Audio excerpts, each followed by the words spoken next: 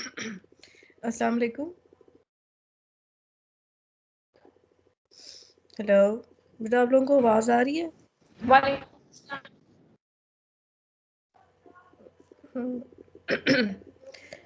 अच्छा, आप लोगों की क्लास फर्स्ट लॉट में ही थी ना? फंक्शनल की आपकी क्लास फर्स्ट लॉट में ही थी ना? नो मैम, सेकंड में थी। तो फर्स्ट लॉट में किसकी क्लास थी? मैम फर्स्ट लॉट में नहीं थी कोई भी क्लास। अच्छा, आपकी सेकंड में थी? Yes ma'am.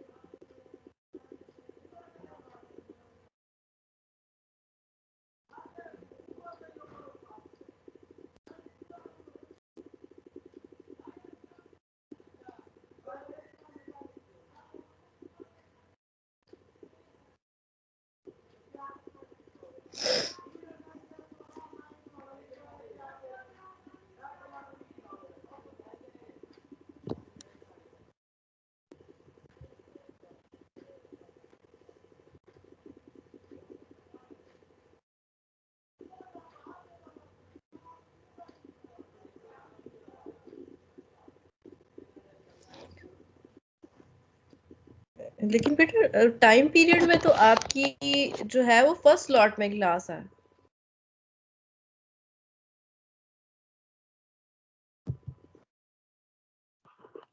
सेकेंड स्लॉट में है मैम इसी क्लास।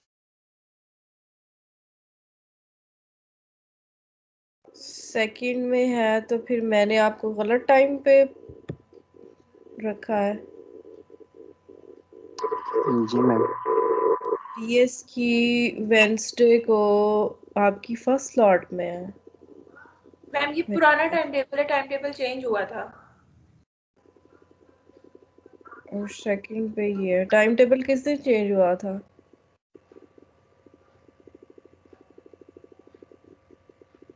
मैम वो मार्च के स्टार्ट पे ही चेंज हुआ है। अच्छा,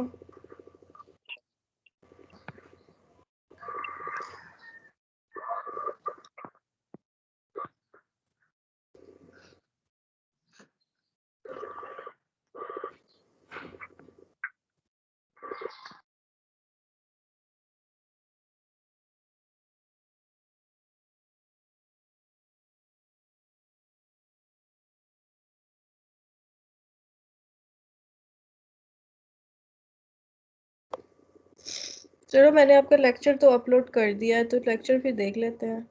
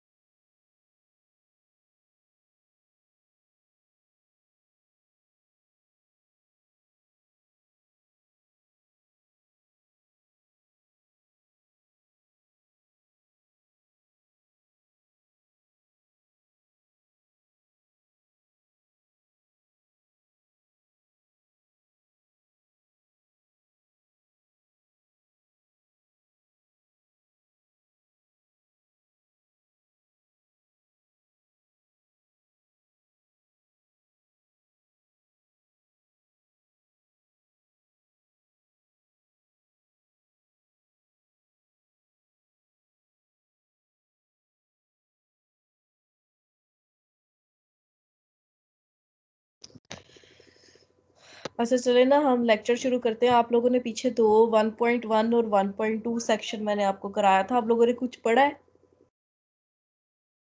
मैंने कहा था आप लोगों ने क्वेश्चन सॉल्व करने हैं, किसी ने कोई क्वेश्चन सॉल्व किए हैं? मैम क्वेश्चंस तो नहीं, एग्जांपल्स ही की हैं जो आपने कही थी कि खुद से करनी है।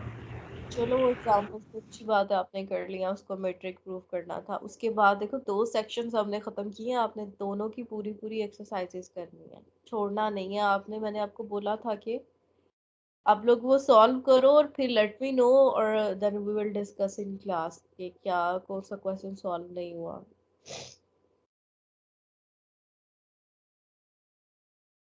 तो देखो इस पे आप लोगों को ज्यादा पढ़ने की जरूरत है, और उस लिहाज से आप लोग मुझे बता दिया करो। इवन अगर आपको डिस्कशन क्लास के लिए अलग से टाइम भी चाहिए तो वो भी हम अलग से इस पे रख सकते हैं।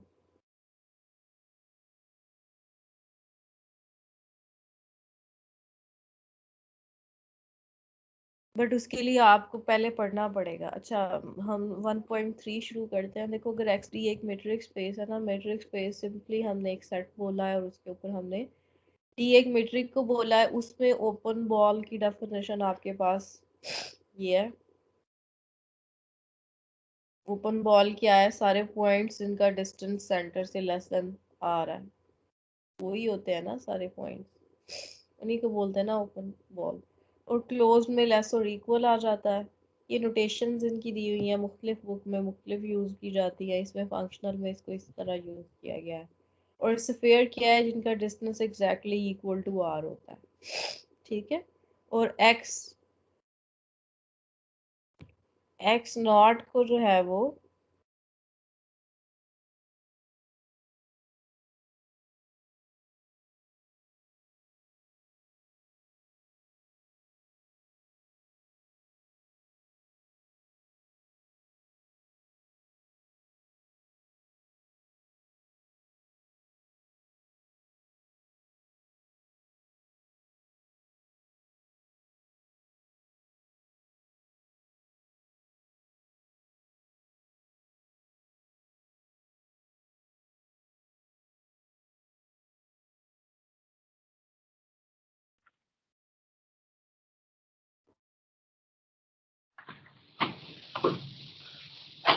ठीक है।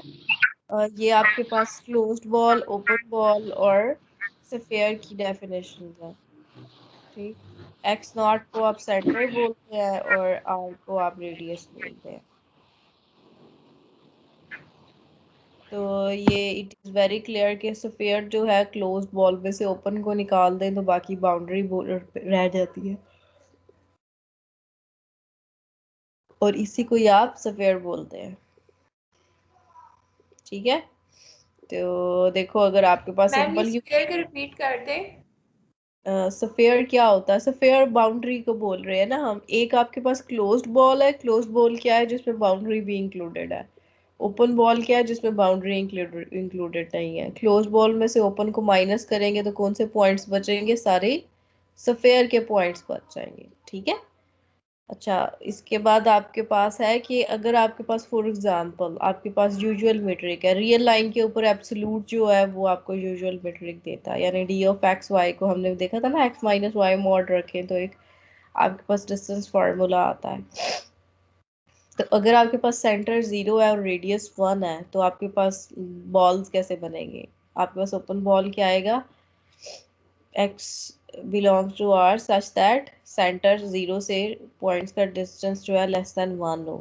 तो आपको पता है कि x लेस देन 1 क्या है? आपके पास रियल लाइन में 0 के गिर्द वो वाले पॉइंट्स जिसका डिस्टेंस 1 से, जिसका डिस्टेंस 0 से लेस देन 1 है, वो कौन से है? वो -1 और 1 के दरमियान सारे पॉइंट्स हैं, वही है ना, स्ट्रिक्टली लेस देन 1 हो। तो -1 से 1 के दरमियान जितने पॉइंट्स आते हैं उनका डिस्टेंस 0 से मेजर करें तो लेस देन 1 बनता है, इसलिए वो ओपन बॉल है -1 to 1। यानी रियल लाइन में आपके पास ओपन बॉल क्या आएगा? ओपन इंटरवल, ठीक है।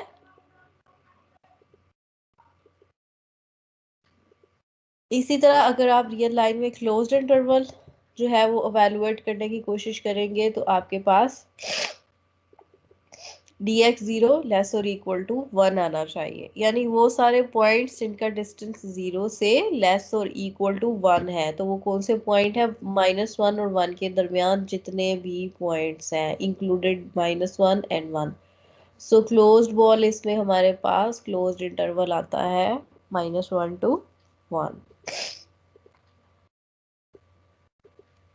ठीक है, फिर उसके बाद आपके पास सफेयर क्या है, सफेयर में उसने कहा है एक्स का 0 से डिस्टेंस एग्जैक्टली इक्वल टू 1 होना चाहिए। ये एक्स का यानी पॉइंट्स का 0 से distance less exactly equal to 1 होना चाहिए। तो वो कौन से दो पॉइंट्स हैं जिनका डिस्टेंस 0 से एग्जैक्टली इक्वल टू 1 है, -1 का 0 से डिस्टेंस एग्जैक्टली इक्वल टू 1 है और 1 का डिस्टेंस 0 से एग्जैक्टली इक्वल टू 1 है। तो इस केस में आपके पास बाउंड्री क्या आती है, -1 और 1 दो पॉइंट्स। ठीक है, इसके बाद आपके पास है एग्जांपल आर स्क्वायर में, R square B endowed with Euclidean metric dxy। देखो यूक्लिडियन मीट्रिक इसी तरह ही आप लेते हो ना, सिंपल जो पॉइंट टू पॉइंट डिस्टेंस है आर स्क्वायर में, अगर x है उसके ऑर्डिनेट xi1 xi2 है और y के ऑर्डिनेट्स η1 η2 है, तो दोनों के दरमियान डिस्टेंस इसी तरह हमने फाइंड आउट किया था ना, पहले ऑर्डिनेट में से पहले वाला माइनस कर दो, स्क्वायर ले लो, दूसरे में से दूसरा उसका स्क्वायर ले लो। ठीक है, तो इस केस में आपके पास ओपन बॉल क्या आता है, इस केस में देखो आप सारे पॉइंट्स B01 वो क्या है कि B01 का मतलब ये है कि बॉल सेंटर्ड एट 0, 0 मतलब ओरिजिन विद रेडियस 1। तो रेडियस 1 के अंदर जितने भी पॉइंट्स आ रहे हैं उनमें से कोई भी पॉइंट उठाओगे उसका डिस्टेंस 0 से लेस देन 1 होगा। सो आपके पास जो है ओपन बॉल क्या आता है, inside of a circle of radius 1 with centre 0 with respect to this metric. ठीक है, इसी तरह आपके पास क्लोज्ड बॉल क्या आएगा, closed ball is the disc, यानी ये इसकी बाउंड्री भी इंक्लूड हो जाएगी, ऊपर वाले में बाउंड्री इंक्लूडेड नहीं थी, इसमें बाउंड्री भी इंक्लूड हो जाएगी, तो हम इसको कह रहे हैं this is the disc of radius 1 with centre at 0। और सफेयर में क्या आएगा, सफेयर में आपके पास simple is a circle of radius 1 with centre at 0। ठीक है, ये आपके पास देखो जैसे जैसे आपके पास इसके ऊपर अगर आप डी चेंज करते जाओगे ना, शेप्स चेंज होती जाएगी। आर स्क्वायर में एक और मेट्रिक हमने पढ़ी थी, उस मेट्रिक के लिहाज से आप देखो कि आपके पास जो है वो ओपन और क्लोज्ड बॉल की शक्लें कैसी बनती हैं, ये आपने आज जाके देखना है खुद से। ठीक है, मैंने आपको क्या कहा है कि आपने आर स्क्वायर के ऊपर एक और मीट्रिक है डी, वो जो हमने लास्ट टाइम डिस्कस की थी। ठीक है, जो कि वो सम था दो ऑर्डिनेट्स में, डिफरेंस लिया हुआ था और उसके बाद उनका एब्सोल्यूट लेके सम लिया हुआ था। उसके लिहाज से आपने देखना है कि आर स्क्वायर में ओपन बॉल की क्या शेप बन रही है, क्लोज्ड बॉल की क्या शेप बन रही है और स्क्वायर की क्या शेप बन रही है। ठीक है, यहाँ तक कोई प्रॉब्लम तो नहीं है। चलो आगे चलते हैं। फिर आगे आपके पास डेफिनेशन है कि अगर आपके पास एक मेट्रिक स्पेस है, a subset is said to be open, और हमने ओपन अब कब कहना है, अब देखो हमने ओपन और क्लोज बॉल की डेफिनेशन कर दी है, अब हम एक सबसेट को ओपन उस वक्त करेंगे कहेंगे कि अगर हर पॉइंट के गिर्द जो है उसके एक ओपन बॉल होगा तो उस सेट को आप ओपन कह देंगे। A subset is said to be open if it is contained in an open ball, if it contains an open ball centered at each of its point। यानी आप एक सेट को ओपन उसको कहेंगे जब आप उसका कोई भी पॉइंट उठाए, उसके अंदर आप देखेंगे उसके अराउंड आप एक बॉल बना सकते हैं जो कि प्रॉपरली सेट में ही कंटेन हो। अगर कोई ऐसा सेट आपको नज़र आता है जिसका एक पॉइंट उठाने से प्रॉपरली उसके गिर्द आप ओपन बॉल नहीं बना सकते, तो फिर इसका क्या मतलब है कि वो ओपन सेट नहीं है। हमने अभी क्या देखा है कि रियल लाइन के अंदर ओपन इंटरवल्स जो है वो ओपन बॉल्स है, क्लोज इंटरवल्स क्लोज बॉल है। और ओपन इंटरवल कौन से, जहाँ सेंटर है उसके गिर्द उतना ही रेडियस छोड़ दो उसके राइट और लेफ्ट पे, तो आपके पास वो जो ओपन इंटरवल बनेगा वो बेसिकली ओपन बॉल होगा। समझ आ गई? तो अब जब भी हम रियल लाइन पे इमेजिन करेंगे ओपन बॉल्स, तो वो बेसिकली ओपन इंटरवल्स होंगे। ठीक है। अ सबसेट के is said to be closed if its complement is open, तो वो क्लोज की डेफिनेशन वाया ओपन सेट ही है बेसिकली। देखो, अब अगर आपके पास 0 1 ओपन इंटरवल है, तो क्या ये ओपन सेट है? देखो पहले तो देखो ना, 0 और 1 एक ओपन इंटरवल है, तो इसको ओपन सेट करने के लिए हमें क्या करना है कि इसका आप कोई भी पॉइंट उठाओ, उसके गिर्द आप जो है एक ओपन बॉल बना सको, तो बना सकते हैं ना आप। इसके गिर्द बीच में से कोई भी पॉइंट उठा लो, उसके गिर्द आप छोटा सा एक ऐसा ओपन बॉल बना सकते हो, यानी ओपन इंटरवल लोकेट कर सकते हो जो कि प्रॉपरली 0 और 1 के अंदर ही कंटेन करेगा। ठीक है। So that is why 0 1 is open. -1 to 1, देखो क्या ये आपको ओपन लगता है? इसमें से आप -1 को उठाओ, इसमें से जितना भी छोटे से छोटा आप बॉल बनाओगे, उसके राइट पे जो पॉइंट्स, उसके जो लेफ्ट पे पॉइंट्स होंगे वो सेट में -1 to 1 में तो नहीं जाएंगे ना। इंटरवल प्रॉपरली कंटेन तो नहीं करेगा ना -1 to 1 में। तो इसका क्या मतलब है कि -1 to 1 इज नॉट ओपन। और आप इसका, ये इसकी ज्योमेट्रिकल इंटरप्रिटेशन है, आप इसका इसका कॉम्प्लीमेंट लोगे तो कॉम्प्लीमेंट में आपके पास ये ओपन सेट्स आ जाएंगे। इसी तरह ये और आपके पास एक सेट है, डिस्क्रीट सेट है 1 2 3 4, 1 2 3 4 ओपन है। देखो अब 1 के गिर्द एक ओपन बॉल बनाओ, तो वो कभी भी सेट पे जाता है? नहीं जाता। उसके राइट और लेफ्ट पे इनफाइनाइटली मैनी पॉइंट्स हैं जो कि सेट में नहीं जाते। 2 पे आप बना के देख लो, 3 पे, 4 पे, कॉम्प्लीमेंट लोगे तो वो ओपन सेट्स का यूनियन आ जाएगा। ठीक है, यहाँ तक कोई प्रॉब्लम तो नहीं है। उसके बाद देखो x d be f metric space, x dot x से बिलोंग करे, एप्सिलॉन पॉजिटिव है, तो बी एक्स नॉट एप्सिलॉन को आप कहते हैं epsilon neighbourhood of x naught. ठीक है। हमेशा अब from now on you have to remember कि बी एक्स नॉट एप्सिलॉन क्या है? एप्सिलॉन नेबरहुड ऑफ, उसको बोलेंगे एक्स नॉट की। ये क्या है? एप्सिलॉन बॉल है, open ball of radius epsilon with centre x not is called the neighbourhood of x naught, epsilon neighbourhood of x naught. ठीक है। एक्स नॉट के इर्द गिर्द जब आप एप्सिलॉन रेडियस का बॉल बनाएंगे, उसे आप एप्सिलॉन नेबरहुड कहेंगे। अच्छा, अब हमने नेबरहुड की डेफिनेशन। नेबरहुड क्या है? A subset n is known as neighbourhood of x naught if it contains an epsilon neighbourhood, यानी हर सेट जिसके अंदर x नॉट की एप्सिलॉन नेबरहुड मौजूद है, वो सेट क्या कहलाएगा? वो सेट कहलाएगा neighbourhood of x not.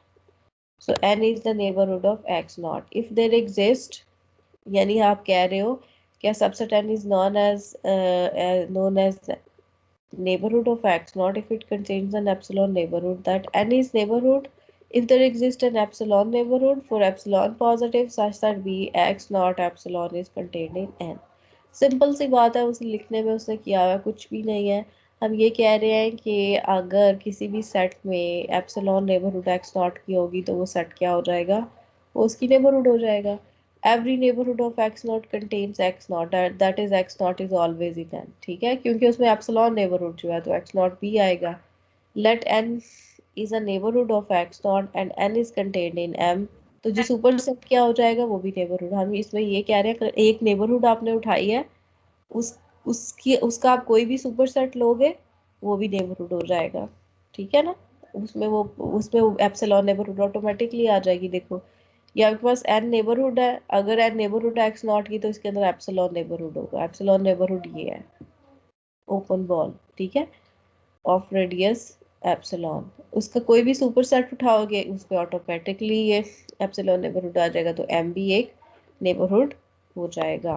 For example आप रियल लाइन उठाओ, रियल लाइन में आप x नॉट को 1 लो और n को आप 0 to 5 ले लो, 0 से क्लोज्ड 5 से ओपन, तो क्या ये आपके पास 1 की नेबरहुड बन रहा है? ऑब्वियसली ये 1 की नेबरहुड बन रहा है। 1 के गिर्द आप छोटा सा कोई भी एप्सिलॉन ले लो, तो वो जो एप्सिलॉन नेबरहुड आएगा वो 0 to 1 में कंटेन करेगा, ठीक है।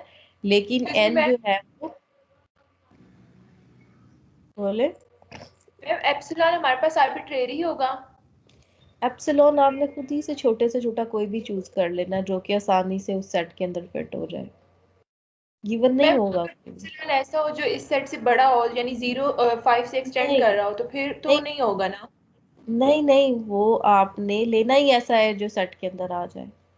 अगर आप इसके लिए 10 एप्सिलॉन लोगे तो वो तो नहीं आएगा, लेकिन हमें तो एक कोई नेबरहुड चाहिए ना, तो हम कोई छोटी लेंगे। हमें कोई एक चाहिए, हमने सारी एप्सिलॉन नेबरहुड्स को बीच में फिट नहीं करना है।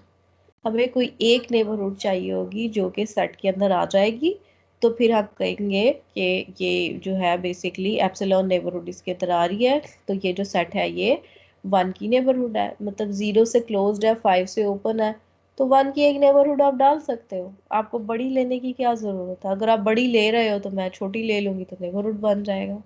You get it? अच्छा, अब आप देखो कि क्या ये 0 की n जो है 0 की नेबरहुड हो सकता है? देखो 0 से ये क्लोज्ड है, 0 के गिर्द छोटे से छोटा भी आप इंटरवल ड्रॉ करोगे, वो जो इसके लेफ्ट साइड पे पॉइंट्स हैं वो बाहर चले जाएंगे, वो नेबरहुड प्रॉपरली इसके अंदर कंटेन नहीं करेगी। तो ये जो 0 1 क्लोज्ड इंटरवल है, 0 से क्लोज्ड, ये 0 की नेबरहुड नहीं है, 1 की नेबरहुड हो सकता है। इसके अंदर जितने पॉइंट्स है 0 5 उनकी नेबरहुड हो सकता है, लेकिन ये 0 की नेबरहुड नहीं है, ठीक है। इसी तरह ये 5 की नेबरहुड भी नहीं है। 5 के भी गिर्द जब भी आप एप्सिलॉन नेबरहुड लोगे तो उसके राइट वाले पॉइंट्स जो है वो सेट से बाहर चले जाएंगे, चाहे जितना भी छोटा आप नेबरहुड ले लो,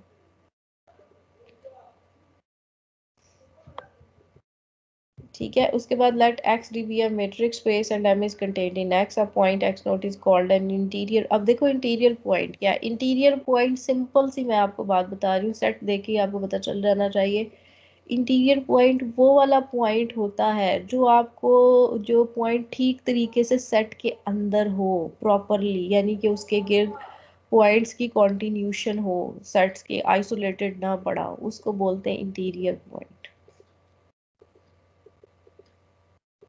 और इंटीरियर पॉइंट होने का मतलब ये है कि मतलब उसके गिर्द पॉइंट्स जो है वो काफ़ी सारे सेट के पड़े हुए हों, कि उसको टीयर अपार्ट ना किया जाए और अंदर हो उसके। तो इसकी डेफिनेशन हम इस तरह लिखेंगे, a point is called an interior point, के पॉइंट के गिर्द एटलीस्ट 1 एप्सिलॉन नेबरहुड हो जो कि सेट के अंदर हो, ये हम कहेंगे। हम कहते हैं कि अब point x not is called an interior point if the set is itself a neighbourhood of x not. यानी सेट का पॉइंट इंटीरियर पॉइंट तब होता है जब सेट इटसेल्फ उस पॉइंट की नेबरहुड बन जाता है। क्या मतलब हुआ कि यानी उस पॉइंट के गिर्द एप्सिलॉन नेबरहुड हो कोई भी एक, जो कि प्रॉपरली सेट के अंदर कंटेन करे। इसका मतलब ये है कि उसके राइट और लेफ्ट पे इनफाइनाइटली मैनी पॉइंट्स का चमकट्टा होना चाहिए सेट के, तभी एप्सिलॉन नेबरहुड जनरेट होगी और उसके अंदर ही जाएगी ना। So the set of all interior points of M is denoted by M naught, or interior of M. Interior of M is the largest open set contained in M। ये शायद आपने topology में भी पढ़ा है, ठीक है। इसके हमने नहीं लिखे हुए एग्जांपल्स, इंटीरियर पॉइंट्स के हमने एग्जांपल्स नहीं लिखे हुए। इंटीरियर पॉइंट्स की आपके पास देखो इसी में ही देख लो। अब देखो 0 to 5, अब देखो 5 इसका इंटीरियर पॉइंट हो सकता है?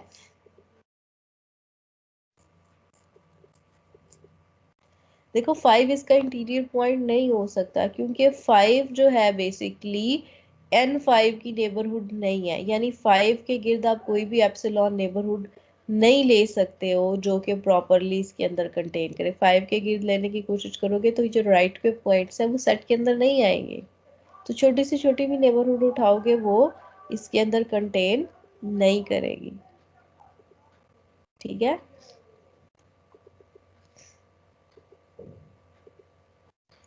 इसी तरह देखो 0 इसका इंटीरियर पॉइंट हो सकता है। 0 इंटीरियर पॉइंट, इंटीरियर से आपको आपको वर्ड से ही पता चल जाना चाहिए कि सेट के अंदर इम्बेड हुआ एक पॉइंट जिसके राइट और लेफ्ट पे, मतलब रियल लाइन की सेंस में अगर देखो तो उस पे continuation of infinitely many points हो। जीरो नहीं हो सकता, जीरो के राइट पे देखो पॉइंट्स की कॉन्टिन्यूशन है, लेफ्ट पे नहीं है। कोई भी एप्सिलॉन नेबरहुड इसके गिर्द ड्रॉ करोगे वो प्रॉपरली इसके अंदर नहीं जाएगी, क्योंकि इसके लेफ्ट पे पॉइंट्स जो है वो सेट से बाहर चले जाते हैं।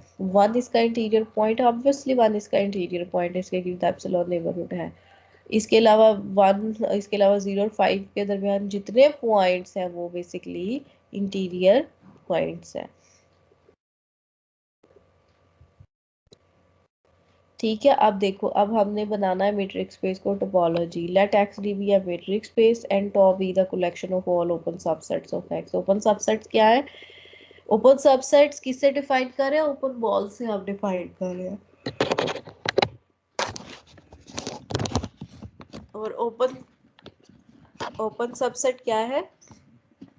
जिसके गिर्द आपके पास ओपन बॉल्स है, हर पॉइंट के, सेट के हर पॉइंट के गिर्द ओपन बॉल्स हैं जो कि कंटेन सेट में ही कर रहे हैं।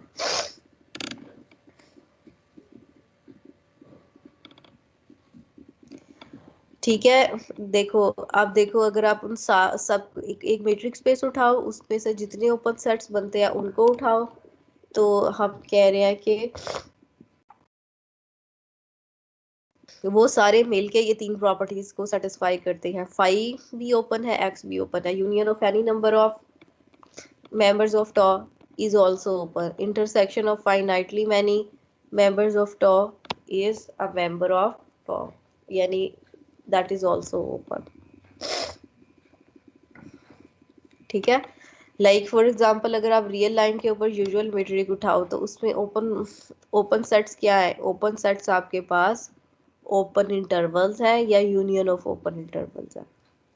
ठीक है, since phi has two elements, sorry, phi has no element, so phi is open by default।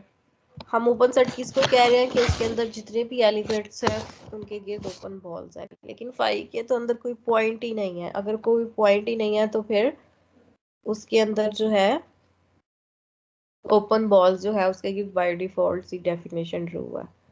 अब अगर आप एक्स में से कोई भी एलिमेंट उठाओ तो उसके अंदर कोई भी ओपन बॉल बनाओ तो स्पेस के अंदर ही इंक्लूड करेगा ना, for some r positive, space से बाहर तो नहीं जाएगा, as x is the whole space, so x is open। फिर आप u1 u2 up to so on collection of open sets उठाओ, x उसके यूनियन से ले लो, तो x एटलीस्ट एक ओपन सेट से तो बिलोंग करेगा ना, हम उसको कहते हैं uk चूंकि ओपन है तो there is an open ball b around x।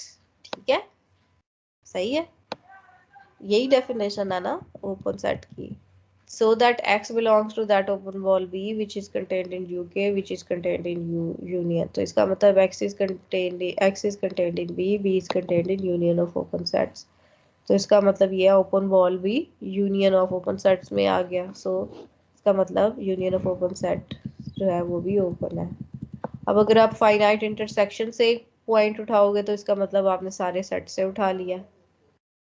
ठीक है, क्योंकि सारे के सारे ओपन है तो हर सेट के अंदर आपके पास जो है वो ओपन बॉल्स आ जाएंगे जो कि y उनमें कंटेन करेगा। So for each I there exist B I around y in each M I, so y belongs to B I which is contained in M I. तो इसका मतलब ये है कि y belongs to intersection of V I which is contained in intersection of M I. तो open balls का intersection चूंकि open है so there exists an open ball B around Y such that Y is contained in B which is contained in intersection of the sets। ठीक है, so Y belongs to B which is contained in intersection of MI, so this implies intersection of MI is open set। तो अगर आपको आए कि matrix space is a topological space तो आपने कैसे सॉल्व करना है? आपने consider the collection of all open subsets of matrix space x T. तो आपने ऊपर वाली तीनों प्रॉपर्टीज मेंशन कर देनी है कि फाइव भी ओपन है, एक्स भी ओपन है, यूनियन उठाएं आप इनफाइनाइटली मैनी ओपन सेट्स की, वो भी ओपन है, इंटरसेक्शन फाइनाइटली ओपन सेट्स की उठाए वो भी ओपन। यहाँ तक की प्रॉब्लम है आप लोगों को?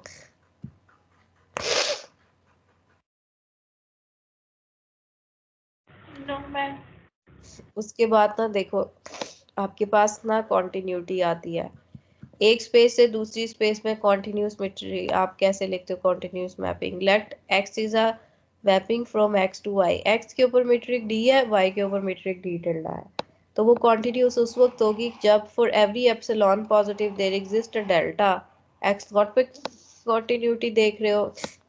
जब भी X X not less than delta है distance D tilde T X not less than epsilon है। ठीक है, हमने कॉन्टिन्यूटी की डेफिनेशन यही पढ़ी थी ना कि जब भी आपके पास x जो है वो डेल्टा नेबरहुड से बिलोंग करेगा, T of x epsilon neighbourhood पे बिलोंग करेगा। अब देखो x और x नॉट को मेजर करने के लिए आपके पास d है, t और tx को मेजर करने के लिए आपके पास d टिल्डा है। ठीक है, तो सिंपली हमने लिख दिया कि whenever x is in delta neighbourhood of x not, ये delta neighbourhood of x not है ना, d of x not less than delta. ठीक है, tx belongs to the epsilon neighborhood of tx naught, तो then x is said to be continuous। अब देखो इसका क्या मतलब है, इसका ये भी तो मतलब है ना, देखो जितने भी x इस ओपन बॉल से बिलोंग कर रहे हैं उनका t ऑफ x इस ओपन बॉल से बिलोंग कर रहा है। इसका मतलब ये है कि ये सारे ओपन बॉल का इमेज जो है वो किसमें कंटेन कर रहा है, वो इस ओपन बॉल के अंदर कंटेन कर रहा है। ठीक है, ये थोड़ा क्रूशियल पॉइंट है, इसको याद रखिएगा। हम कह रहे हैं कि जो एक्स नॉट की जो नेबरहुड है delta neighbourhood, this is epsilon neighbourhood of T X not. समझ आ गया? ये आपको क्लियर होना चाहिए। ठीक है,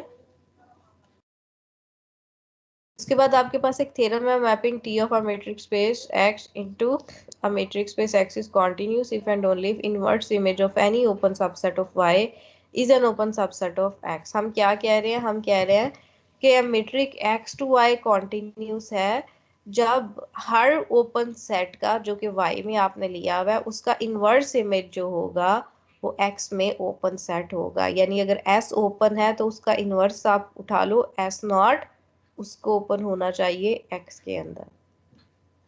ठीक है, तो इसको हम प्रूव कर लेते हैं। हम कहते हैं कि t इज कॉन्टिन्यूस, हम कहते हैं कि s जो है वो ओपन सेट है, s नॉट उसका इनवर्स इमेज है। अगर s नॉट 5 है, s नॉट ओपन है। हम कहते हैं s naught not equal to 5 है, 5 है, x नॉट कोई भी उसके अंदर एलिमेंट है जो कि आर्बिट्ररी है। ठीक है, तो tx नॉट क्या हो जाएगा? y नॉट हो जाएगा। ठीक है, वाई नॉट किससे बिलोंग करेगा? एस से, क्योंकि एक्स नॉट जो है वो इनवर्स इमेज से आपने उठाया हुआ था। ठीक, s is open, x naught s से बिलोंग कर रहा है, so it has an epsilon neighbourhood of y naught. ठीक है, ओपन सेट की क्या डेफिनेशन है कि हर पॉइंट के गिर्द कोई ना कोई नेबरहुड हो, तो हम कहते हैं कि एप्सिलॉन नेबरहुड एन है वाई नॉट की एस के अंदर, यानी y naught belongs to n, n is contained in x. और चूंकि वो कॉन्टिन्यूस है, ठीक है, तो कॉन्टिन्यूटी आपको कह रही है हर एप्सिलॉन नेबरहुड के अगेंस्ट आपके पास वाई नॉट की there exist a delta neighbourhood n naught of x naught which is mapped into n, that is वही which is mapped into n का मतलब क्या है? यानी t n not is contained in n। हमने पीछे जो डेफिनेशन में लिखा था ना, ये नोट, ये दिस वन के इसका इस बेसिकली इस स्टेटमेंट का मतलब क्या है कि सारी की सारी ये जो डेल्टा नेबरहुड है ये किस में मैप हो रही है? ये एप्सिलॉन नेबरहुड के अंदर मैप हो रही है। ठीक है, तो ये आपके पास आ गया t n naught is contained in n. Since देखो एन चूंकि एस में कंटेन कर रहा है तो इसका मतलब ये है कि आपके पास जो एन नॉट है वो एस नॉट पे कंटेन करेगा, सो बाहर तो नहीं जाएगा ना। सो इससे आपके पास क्या आ गया? एक नेबरहुड आ गई एक्स नॉट की एस नॉट के अंदर। तो एक्स नॉट का इसका मतलब ये है कि हर पॉइंट के गिर्द एक नेबरहुड आप बना सकते हैं जो कि सेट के अंदर कंटेन करेगी। So S naught is open. So conversely, assume that the inverse image of every open set in Y is open set in X. Then for every X naught and epsilon neighborhood N of T X naught, the inverse image N naught of N is open. ठीक है? Since N is open and N naught contains X naught. ठीक है? So N naught also contains a delta neighborhood of X naught which is mapped into N because N naught is mapped. ठीक है? That is T N naught is contained in N. So इसका मतलब ये है कि T A continuous mapping है। ठीक है? अच्छा, आज का लेक्चर यहीं पे ख़त्म करते हैं, बाकी इंशाल्लाह कल करेंगे। ठीक है? कल आपकी कौन सी स्लॉट फ्री है? कल आपका 2 बजे कल लेक्चर रख दें। हेलो हेलो बेटा, आप लोग सुन रहे हो? हाँ, कल आपका कोई लेक्चर आपका जो है वो 2 बजे लेक्चर रख दूं? मैम हमारी कल क्लासेस हैं, 2 क्लासेस हैं फर्स्ट सेकंड स्लॉट में।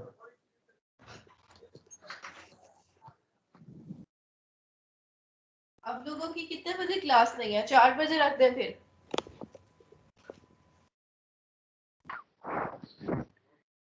एक मिनट मैम, मैं टाइम टेबल चेक कर लेता हूँ।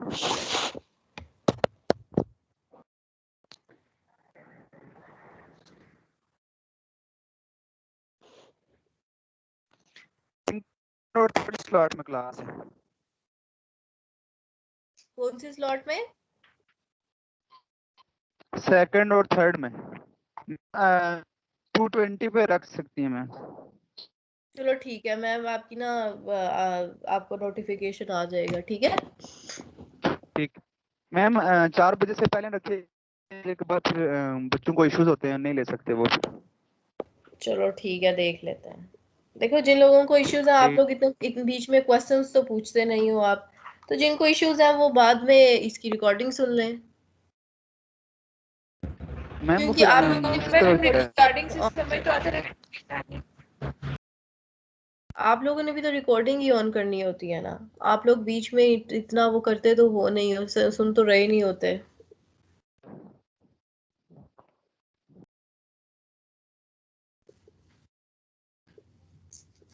चलो मैं ना आपका लेक्चर यहीं पे कंक्लूड करती हूँ, तो इंशाल्लाह कल फिर नेक्स्ट करेंगे। ठीक है?